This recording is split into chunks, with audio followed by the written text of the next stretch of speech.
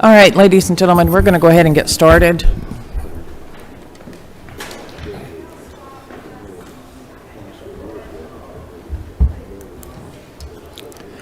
Representative Sains.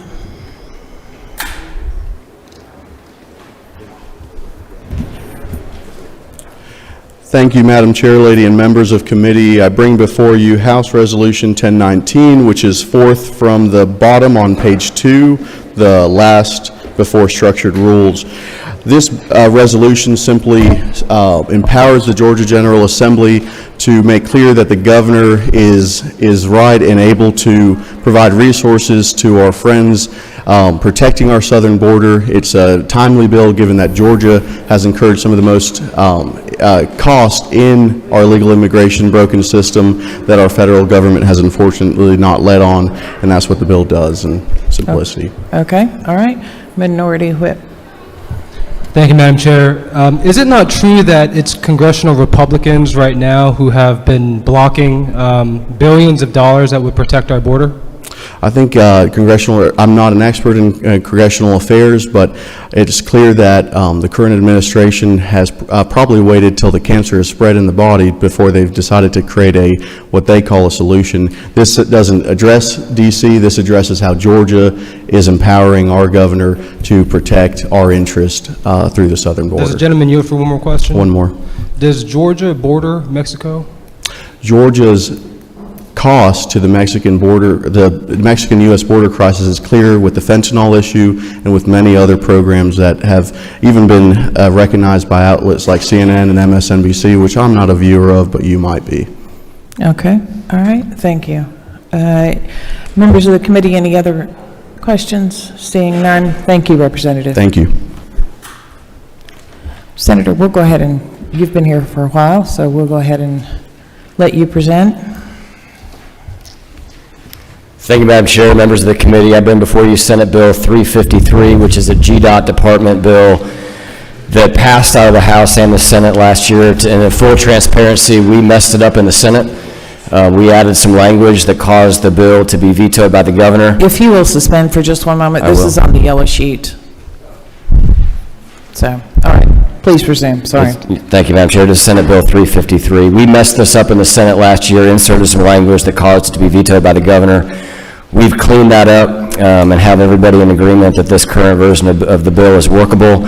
It does a number of things. It just clarifies some language on email notification rather than mail notification for meetings, cleans up some language around RFPs, and then lastly allows coroners to delegate their authority to remove vehicles to the side of the road in the case of traffic impediments such that traffic can keep flowing and the coroner cannot arrive at the scene. Okay, all right. Members of the committee, any questions? Seeing none, thank you. Thank you, Madam Chair. Representative?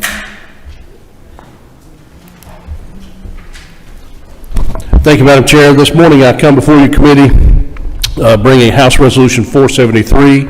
That's second from the top on the first page under modified open. Over a year ago, the trade associations in Georgia for the tree trimming and tree pruning industries came to me asking for help. And what this resolution is asking for is a House study committee to look at safety and consumer protection in that industry.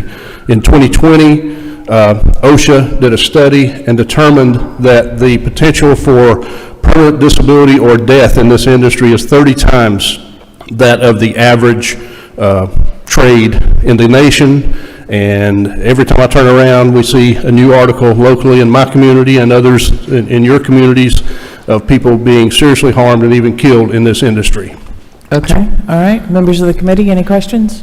Seeing none, thank you. Thank you. Representative?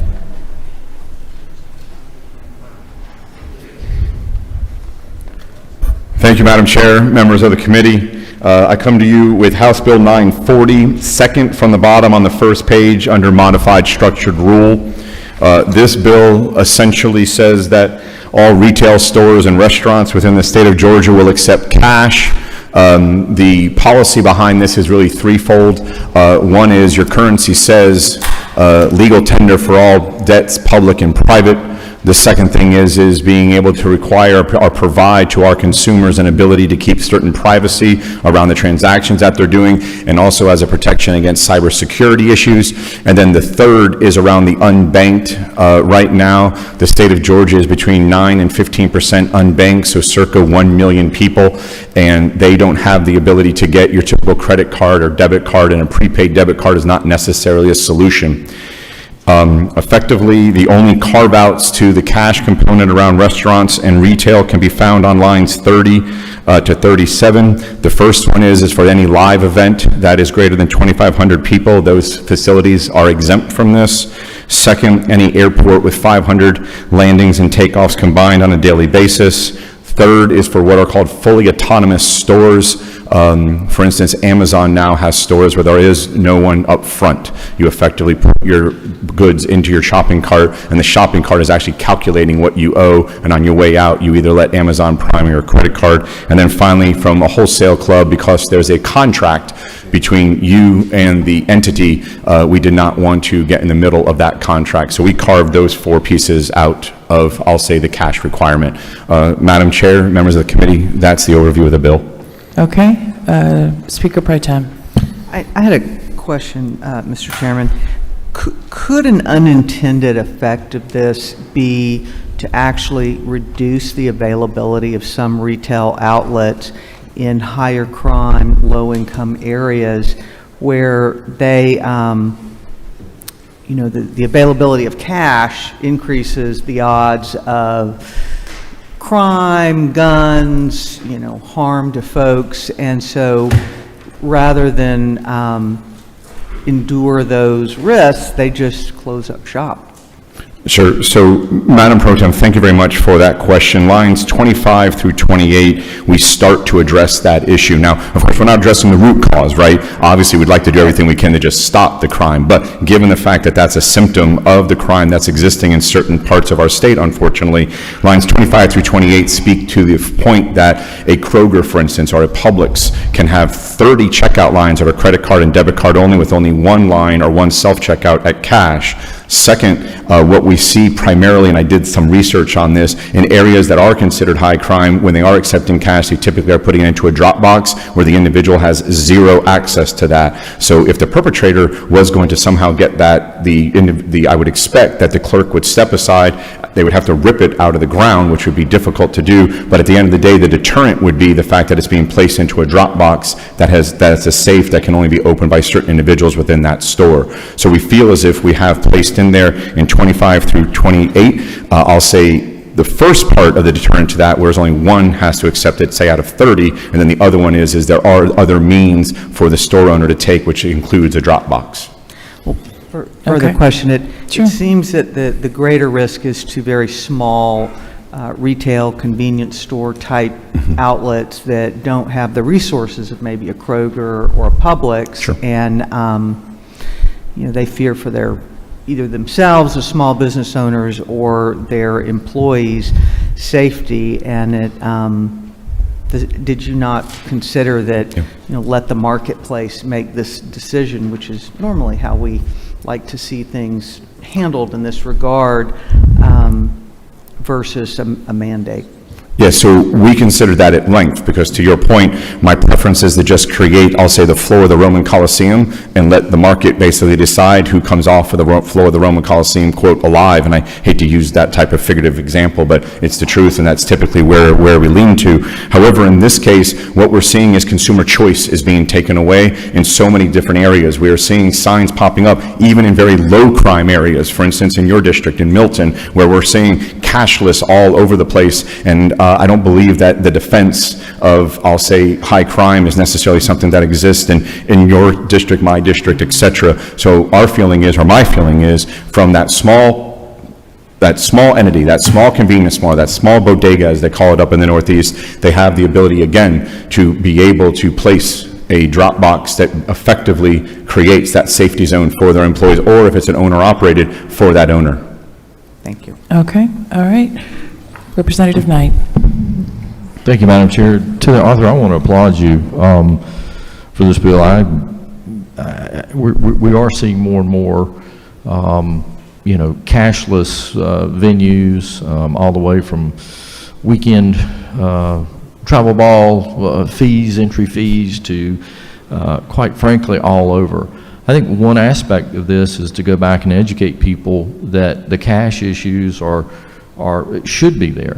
We're having vendors who are seeing, extraordinarily high fees within this cashless transaction venue that we have here, and quite frankly, it's in addition to the other issues that you brought up. I really appreciate this. I know personally I've tried to at the airport, which I'm not sure I like that exception, pay for breakfast before an outgoing trip, and had cash. I don't know why that's not acceptable, but I appreciate this, and I think that, again, cash is legal tender, and I hope that we can make sure that it is continuing to be a part of how people pay for their goods and services. Chairman, I thank you very much for your comments. I appreciate that. I think that it's important to note that right now the mix, depending on where you're at in the state, is anywhere between 90% and 10%, meaning 90% electronic, 10% cash. In some instances, it's 95-5. So as much as we hope that the unbanked come back into the economy because of this bill, we don't suddenly see it going 50-50. We still see it predominantly electronic, just because of the fact of the card, and then also because of the phones and things like that in terms of Apple Pay, Google Pay, etc., or Android Pay. So I thank you very much for the compliment, and we hope to see that type of choice given back to consumers. Well, I think it's choice. It's not just about the unbanked who don't have 100%. that. I think it's choice for the consumer. Okay, all right, thank you. Chairman Powell. Thank you. I want to echo on Chairman Knight's comments to you. And is it not true that use of credit cards or any other type of plastic instrument, that they charge the merchant, that this is the cash cow for the banking industry? Chairman Powell, you're absolutely correct. They do charge what's called a transaction fee, typically around 3%. Is it not also true that that directly has an influence on the price to the consumer? Yes, if I was a small business or a large business, I would be passing it through to the consumer. So in the matter of small purchases, I may use my credit card, whichever one I decide to use wherever I go, if it's my choice. But say I went to a place like the Varsity to get a hot dog and an order of rings or something like that. It's basically insignificant. Isn't it kind of galling to the fact that you can't go to the Varsity and pay for a hot dog and an order of onion rings? You have to put them on a credit card now? I guess you could say the gentleman knows of what he speaks. All right, thank you. Minority Whip. Thank you, Madam Chair. Has the Georgia Association of Convenience Stores or Georgia Retailers taken a position on this bill? Everyone has Whip Park, and thankfully I will let them speak for themselves, but we accommodated all of their requests within the carve-out. So that's the convenience stores, the grocers, the retailers. I'm trying to remember everyone else who came in, but yes, between Zoom calls, Teams calls, and in-person visits, we've been able to handle each one of the stakeholders. So none of them are opposed? They're neutral? No. Say? No. Thank you. All right, thank you. No further questions, thank you. All right, thank you. Representative?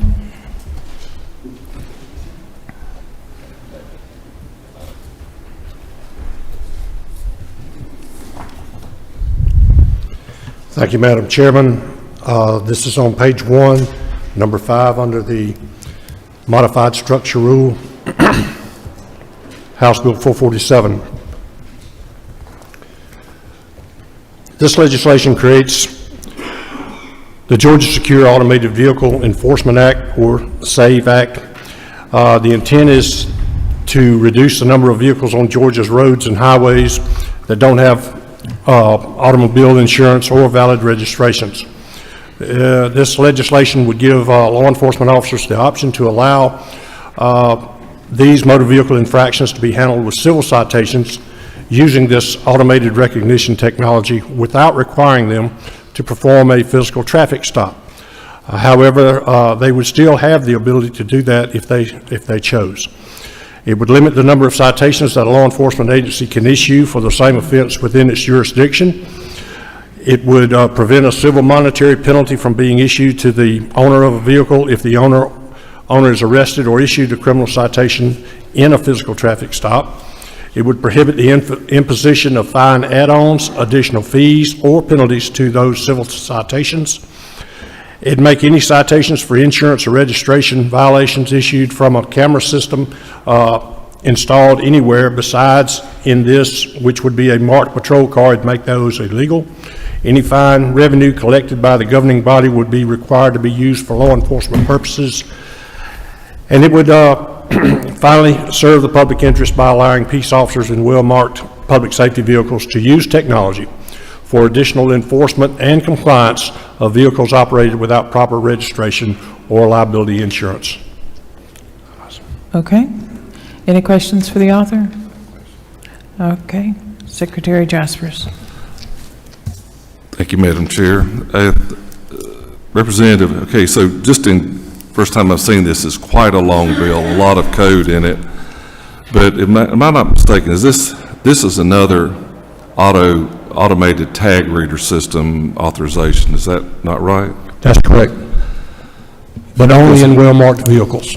Pardon me? It can only be used in well-marked public safety vehicles. Thank you. Not a standalone sign or something. Thank you. Now, how does this handle the lag in records that the citizens of Georgia submit to insurance companies when they change an insurance or the change title, sell it to Chairman Ballinger, and it might take a month or two for the records to be revealed at revenue or at insurance.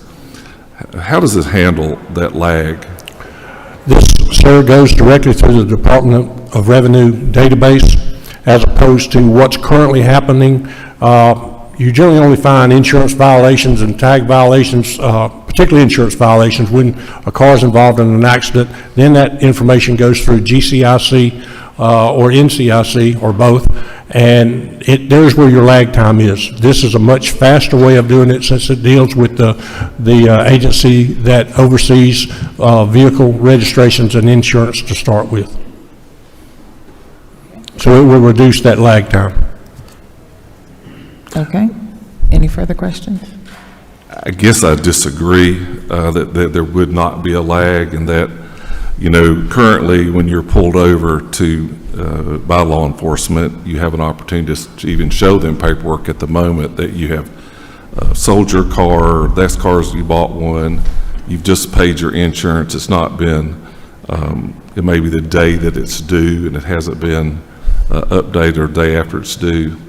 It just concerns me that citizens, again, will be tormented by auto tag enforcement. Thank you. All right. Thank you. Chairman Knight. Thank you, Madam Chair. To my friend, and again, I'm like Chairman Jaspers. I haven't read the bill. This is the first time I've seen it, but in light of bringing in, I guess this would be a third-party, private organization to come in and that has the software and that does this.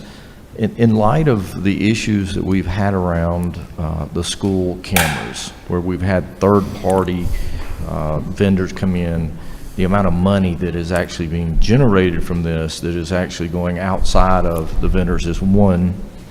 And then second of all, the burden that is being placed on the driver in those cases, or in this case, the person who, as I understand it, reading this, owns the car, they're automatically put into, I think it was, prima facie evidence that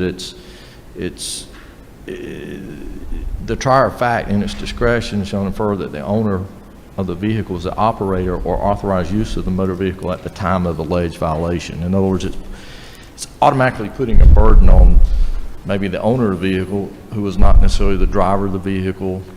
And I guess I have concerns there because we've seen instances where we get a lot of constituent complaints in this area. If I may speak to that, Representative Hick, two things. Number one, I believe if this bill had come along before the school cameras, it would have the bad notoriety that it appears to be taking on.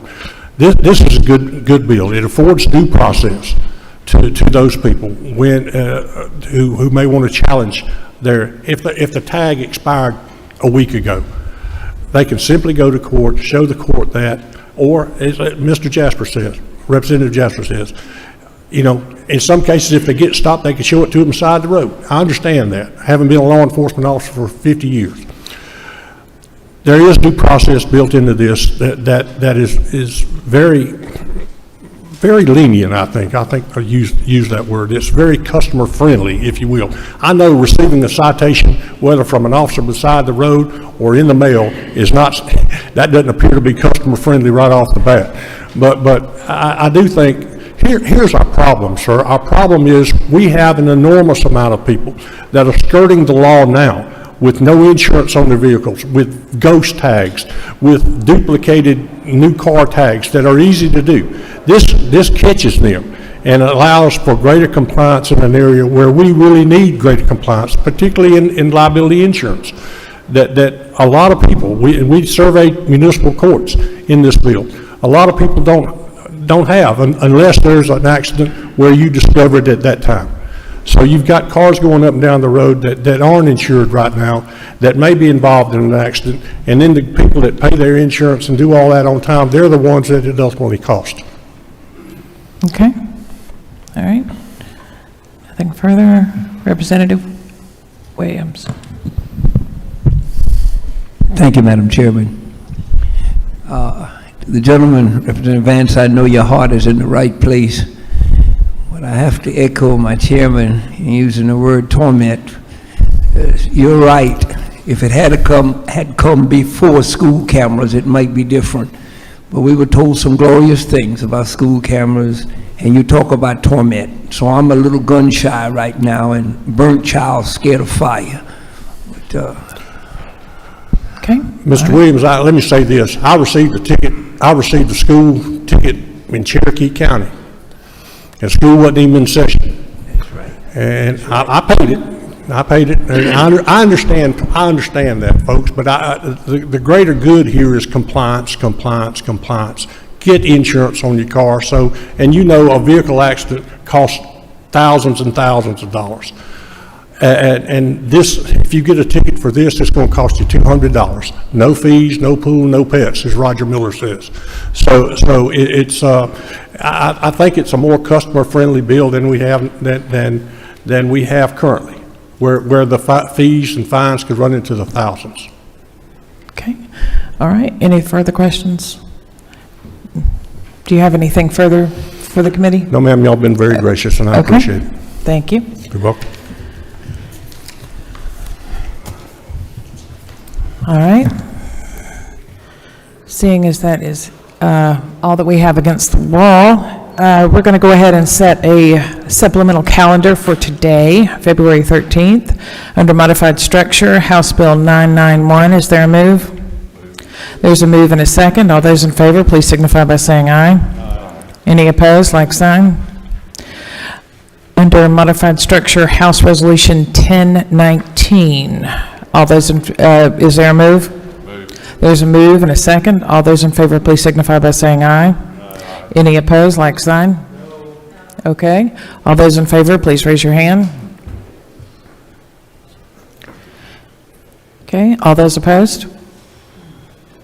Motion carries. It is on. I will recognize Representative Jaspers for a motion. Madam Chairman, I'd like to make a motion. What's your motion? I make a motion pursuant to House Rule 33.3. I make a motion to limit debate on the House Resolution 1019 to 1 hour at the discretion of the Speaker. Okay, there's a motion to pursuant to House Rule 33.3 to limit debate to 1 hour, time to be divided at the discretion of the chair. Is there a second? There's a second. All those in favor, please signify by saying aye. Any opposed? Okay.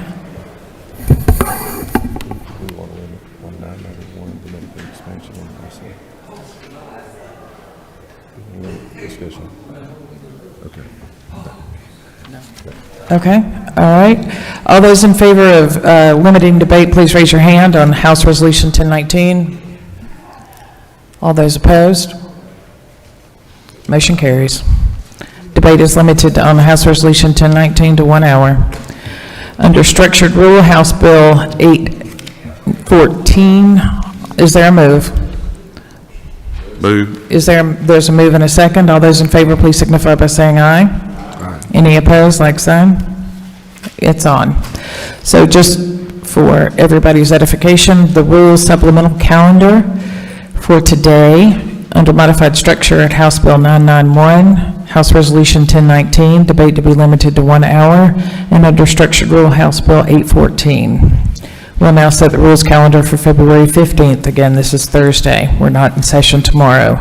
Under modified open, House Resolution 449, is there a move? Move. There's a move in several seconds. All those in favor, please signify by saying aye. Any opposed, like sign. Hearing none, it's on. House Bill 53, under modified structured, all those in favor, is there a move? Move. There's a move and a second. All those in favor, please signify by saying aye. Any opposed, like sign. It's on. House Bill 282, all those in favor, is there a move? Move. There's a move in several seconds. All those in favor, please signify by saying aye. Any opposed, like sign. It's on. House Bill 409, is there a move? There's a move in several seconds. All those in favor of House Bill 409, please signify by saying aye. Any opposed, like sign. It's on. House Bill 424, all those, is there a move? There's a move and a second. All those in favor, please signify by saying aye. Any opposed, like sign. It's on. Under structured, House Bill 912, is there a move? There's a move and a second. All those in favor of House Bill 912, please signify by saying aye. Any opposed, like sign. Okay, just to go over rules calendar for Thursday, February 15th, under modified open is House Resolution 449. Under modified structure is House Bill 53, House Bill 282, House Bill 409, House Bill 424, and under structured, House Bill 912. And that concludes the business that we have before this committee, and we are hereby adjourned.